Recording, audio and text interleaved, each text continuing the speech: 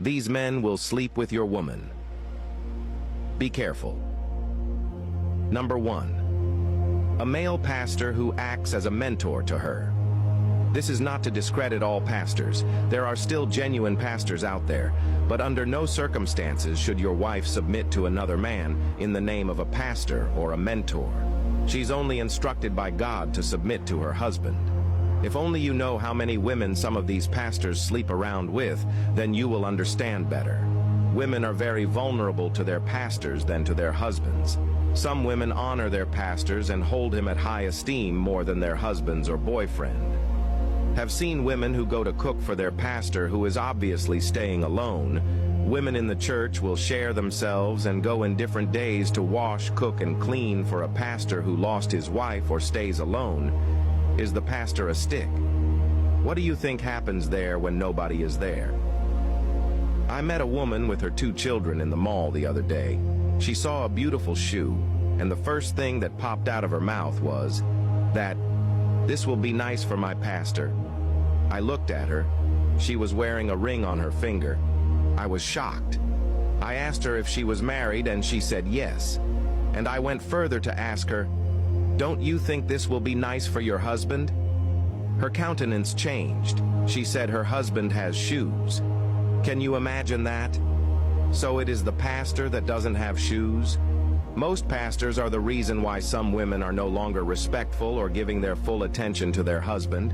A man who calls himself a pastor will call your wife to meet him in the office, and your wife will just jump up and go there. Meanwhile, she can't respond to a simple request at home. She will kneel down to greet her pastor, who is almost same age with her husband, yet she stand and talk to her husband anyhow. She's ready to buy expensive gifts for her pastor on his birthday, but some cheap boxers and singlets for her husband on his birthday. Does that even make sense? There must be a boundary between your woman and her pastor. Number 2. A politician or a very wealthy man. Money is power. Whoever has it has some level of authority and influence over those who don't have it. Don't trust your woman around any politician. A man shared with me how a politician picked him up from the crowd, gave him money and gave him a good job and employed his wife as his personal secretary. He was sleeping with the woman anytime and anyhow he wants. He caught them one day, but was threatened never to speak to anyone about it, else he will be jailed. Of course he had the power, and the husband couldn't believe his eyes. After some months, he ended the marriage and traveled out. The politician used the woman and sacked her and picked someone else. When you see a politician being so nice with your wife, just be very careful about it. Number 3. A bestie of the opposite gender who is an emotional supporter. Your wife or girlfriend has no right to keep another man as a bestie, an emotional supporter, or just a friend who is more than a friend. If a woman agrees to walk the love journey with you, it should be you and you alone. Besties are the reason why misunderstandings take so long to be resolved. Because your partner will run to them, and they will seize the opportunity to play around with her heart. But when there's no bestie, everybody will want to reconcile fast, because no one is coming to fan the flames. She will say, "He's just a friend. He is just a friend." Yet she's telling him a lot about the relationship or marriage. He's just a friend, yet she will pass the night in his place when you guys have issues. Some will say, "You know, I met him before I met you." Wow.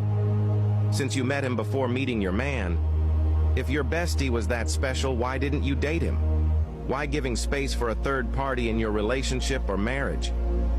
A guy told me how a lady accused her husband of cheating. They had issues that night and she ran to his place, and funny enough, it happened. Long story cut short, the husband was not cheating, but she was the one cheating. Say no to besties, it is a red flag. Number 4. A gym guy. If she must gym, go with her or get the gym equipment for her at home. Leaving your wife to go to the gym all alone with a gym instructor is a risk. Trust is okay, but there should be limits.